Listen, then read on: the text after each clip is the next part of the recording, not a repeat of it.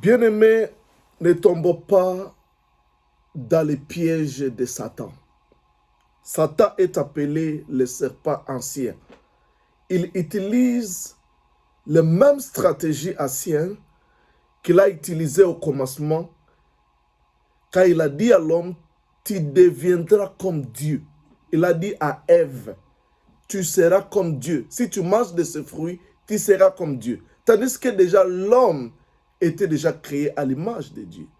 Parce que la Bible dit que Dieu créa l'homme et la femme à son image et à sa ressemblance. C'est-à-dire la femme et l'homme ressemblaient déjà à Dieu, mais Satan a voulu lui donner ce qu'il a déjà. Le diable lui a aveuglé, disant que tu n'es pas comme Dieu, mais je peux faire de toi comme Dieu. Si tu manges ce fruit, tu seras comme Dieu. Aujourd'hui, le diable utilise la même stratégie. Et beaucoup de pasteurs, de prophètes, des évangélistes ont tombé dans les pièges en disant que non, viens, Dieu va te bénir, Dieu va t'élever, Dieu va changer ta vie, donner ceci, viens, viens. Bien-aimé dans le Seigneur, Dieu nous a déjà tout donné.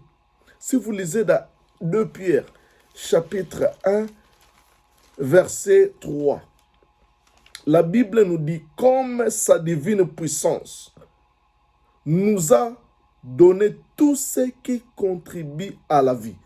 Sa divine puissance nous a donné tout ce qui contribue à la vie et à la piété au moyen de la connaissance de celui qui nous a appelés par sa propre gloire et par sa vertu. Sa divine puissance, là, ici, on parle de la puissance de Dieu manifestée à Jésus. Par cette puissance-là, qui s'est manifestée sur la croix de Golgotha, sur la croix du Calvaire, quand Jésus-Christ était en train de prendre notre place. Il dit que par sa divine puissance, Dieu nous a tout donné. Il nous a donné tout en Christ. Il nous a tout donné qui contribue à la vie. Bien-aimé, l'argent contribue à la vie. Avoir des véhicules pour te déplacer, ça contribue à la vie. Avoir la bonne santé pour vivre contribue à la vie. Avoir une relation paisible contribue à la vie. Donc, tout ce qui contribue, tout les axes de la vie, tout ce qui contribue à la vie, la Bible dit qu'il nous a tout donné. Mais la Bible dit que c'est par la connaissance que nous accédons à ce qu'il nous a donné. Vous savez, le plus grave problème que l'ennemi utilise, c'est l'ignorance. L'ignorance est plus que la sorcellerie. L'ignorance est plus qu'un démon. Dealer avec un démon, c'est plus facile que de dealer avec l'ignorance. Parce que l'ignorance est la base de beaucoup de choses, de beaucoup de mots. La Bible dit que mon peuple périt par manque de connaissance. Parce que vous manquez la connaissance. Le diable, la Bible dit même dans Ésaïe que à cause du manque de la connaissance, vous allez à captivité. Donc, vous vous retrouvez là où vous ne devez pas vous retrouver à cause de l'ignorance. Ma femme était en train de me poser cette question. Pourquoi les gens, d'autres personnes prient beaucoup, ils gênent beaucoup, mais leur vie ne change pas. Ils prient beaucoup, ils ont l'onction dans la prière. Je lui ai dit, le problème c'est que beaucoup de gens prient, mais sans connaissance. Ils ne savent pas même prier, ils prient mal, ils multiplient des paroles, à croire que par la multiplication des paroles, ils seront exaucés. Mais l'exaucement ne vient pas par la multiplication des paroles, mais l'exaucement vient lorsque tu tapes juste là où il faut taper. Quand Jésus-Christ était entouré de la foule, il a dit, quelqu'un m'a touché. Beaucoup de gens touché Jésus. Mais il y a eu une femme qui l'a touché avec foi. Et Jésus assis et il a constaté que quelqu'un l'a touché. Bien-aimé, tout ce que tu dois savoir, Christ nous a déjà tout donné. Dieu nous a déjà tout donné en Christ. Si vous lisez dans Éphésiens, quant aux bénédictions, la Bible dit béni, Éphésiens 1, verset 3. Béni soit Dieu le Père de notre Seigneur Jésus-Christ, qui nous a bénis de toutes sortes de bénédictions dans les lieux célestes en Christ. Dieu nous a bénis de toutes sortes de bénédictions. Nous sommes déjà bénis de toutes sortes de bénédictions dans les lieux célestes, parce que déjà nous sommes dans les lieux célestes en Christ. Si vous lisez juste dans Colossiens chapitre 2, la Bible dit, chapitre 2, verset 6, « Il nous a ressuscités ensemble et nous a fait asseoir dans les lieux célestes en Jésus-Christ. » Nous sommes dans les lieux célestes, c'est là où nous vivons aujourd'hui. Et la Bible dit qu'il nous a bénis de toutes sortes de bénédictions dans les lieux célestes. Là où nous sommes, spirituellement, nous sommes positionnés dans les lieux célestes. Et là, Dieu nous a déjà bénis de toutes sortes de bénédictions spirituelles. Et cette bénédiction, quand c'est spirituel, ce n'est pas encore visible. Parce que la bénédiction, ce n'est pas le matériel, ce n'est pas l'argent, ce n'est pas les maisons, ce n'est pas les véhicules.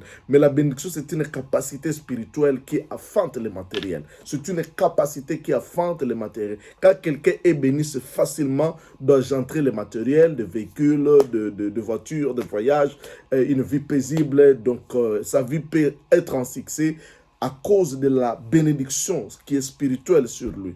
Quand quelqu'un est maudit, c'est facile que de mauvaises choses viennent dans sa vie, de mauvaises choses physiques, parce que la malédiction, c'est aussi spirituel. Alors, bien-aimé dans le Seigneur, tout ce que tu dois savoir, c'est que Dieu nous a déjà bénis de toutes sortes de bénédictions. La bénédiction, ce n'est pas quelque chose à chercher. Un chrétien, quand il demande d'être béni, Seigneur, bénis-moi, Pambolangaï, Nibariki. Bien-aimé, si tu fais de telles prières, tu pries dans l'ignorance, parce que Dieu te dira, et c'est comme si il te donne cette Bible. Il te dit, cette Bible t'appartient. Mais toi, tu continues, donne-moi la Bible, donne-moi la Bible, donne-moi la Bible, donne-moi la Bible, donne-moi la Bible, donne-moi. Dieu, qu'est-ce que Dieu fera? Il te suffit de prendre cette Bible qu'il t'a déjà donnée. Oh, bien-aimé, la main qui nous permet de prendre ce que Dieu nous a donné, c'est la foi. C'est-à-dire qu'il faut saisir ce que Dieu t'a donné. Dieu t'a déjà guéri. La Bible dit qu'il nous a guéris de toutes nos maladies. Bien-aimé, nous devons recevoir la guérison. Bien-aimé, le problème, c'est que les chrétiens savent prier. Beaucoup de chrétiens d'aujourd'hui savent prier, mais ils ne savent pas recevoir. Le plus grand problème aujourd'hui, c'est savoir recevoir ce que Dieu nous a déjà donné. Il est difficile pour les chrétiens de recevoir, mais il est facile pour eux de prier. Ils savent prier, les chrétiens de cette génération. Ils savent prier, les chrétiens congolais, les chrétiens africains. Ils savent prier, mais ils ne savent pas recevoir. Or, pour recevoir, c'est question de foi. Quand tu crois, tu verras. La Bible dit, à prier, croyez que tu es ici et tu verras. Croyez maintenant et tu verras. Ça peut être dans le futur. Et le futur commence à partir du moment où tu dis Amen.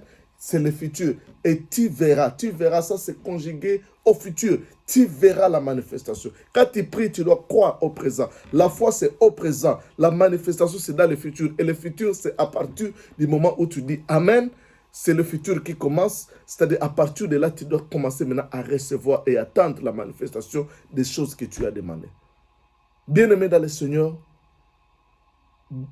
le diable est en train maintenant de mentir aux gens que Dieu va te bénir, Dieu va t'élever, et tu vas à la montagne, tu vas jeûner pour demander ce que tu as. Et Adam et Ève, le diable leur avait trompé en disant que vous serez comme de Dieu, tandis qu'ils étaient déjà comme Dieu. Au commencement, Dieu les a créés à son image et à sa ressemblance. Donc ne cherchez pas ce que Dieu t'a déjà donné. Reçois seulement ce que tu as déjà. Ayez la foi de ce que Dieu a déjà fait de toi. Dieu a déjà fait de toi la tête et non la queue. La Bible dit que par Christ, nous avons été délivrés de la malédiction de la loi. Toutes les malédictions de la loi. Ces malédictions-là, que non, la malédiction ira sur les affaires, des affaires jusqu'à la 3e et à la 4e génération. Ça, ce sont les malédictions de la loi. Ça, ce sont des choses qui ont été écrites dans la loi. Mais dans la nouvelle alliance, nous ne sommes plus sous cette malédiction parce que Christ nous a délivrés de la malédiction de la loi. Nous ne sommes plus sous la malédiction de la loi. Aujourd'hui, si mon père pêche, bien-aimé, ou mon frère, ou quelqu'un de la famille, il sera responsable de ses péchés. Ça ne tombera pas sur moi de 4e ou à la 5e génération.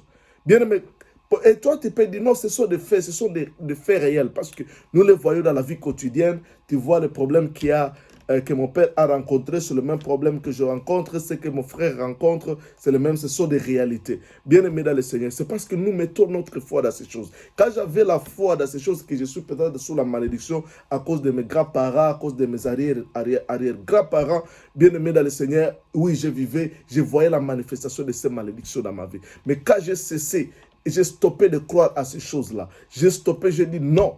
Je suis plus sous la malédiction parce que la Bible dit que Christ nous a délivrés de la puissance des ténèbres à l'admirable lumière. Il nous a délivrés, nous avons été délivrés, c'était fait, c'est quelque chose fait. Il nous a déjà, il ne nous délivrera pas, il nous a délivrés. Il nous a fait passer des ténèbres à la lumière. Nous sommes aujourd'hui dans la lumière en son Fils. Nous sommes dans la lumière. Il nous a fait passer des ténèbres à la lumière, de Satan en Dieu. Nous sommes en Christ aujourd'hui. Notre vie est clenchée à lui. Et là, en Christ, nous sommes bénis de toutes sortes de bénédictions. Bien-aimés, et ces bénédictions-là, c'est à moi seulement d'avoir la foi pour que je puisse voir la manifestation de ces bénédictions. Et cette bénédiction-là, c'est une capacité spirituelle. La Bible dit c'est la bénédiction de l'Éternel qui enrichit. La bénédiction, ce n'est pas la richesse, mais la bénédiction, c'est une capacité qui nous enrichit. Alors, stoppez et arrêtez de dire aux gens qu'ils seront bénis. Si ils demandent-leur d'entrer à Christ et ils seront bénis. Bien-aimé, l'offrande ne peut pas te bénir. Mais l'offrande vient activer les bénédictions que tu as déjà. Quand tu donnes au Seigneur, tu actives ce que tu as. C'est comme seulement tu as l'interrupteur dans ta maison. Tu cliques à cet interrupteur et ça te donne la lumière. Ça te donne ce que tu as besoin.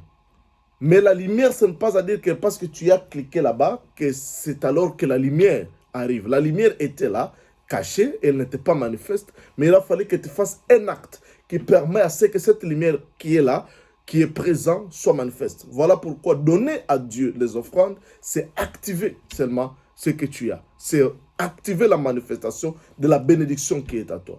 Quand tu donnes la dîme, tu actives la manifestation de la bénédiction financière. Tu actives, quand tu travailles, quand tu vas travailler, tu actives la manifestation de la bénédiction financière dans ta vie. Bien aimé, parce qu'il faut que tu travailles, il faut que tu donnes au Seigneur.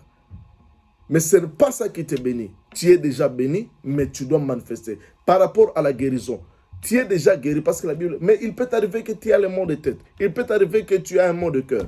Il peut t'arriver que tu te sens mal. Mais tu dois activer cela par la prière, apprenant, à déclarant, à confessant ta guérison, en disant, je confesse que je suis guéri. Je suis guéri par ce maître-ci. Bien-aimé dans le Seigneur, ce sont des principes spirituels, ce sont des secrets spirituels que tu dois. Mais tout ce que tu dois savoir, c'est que tu es déjà béni.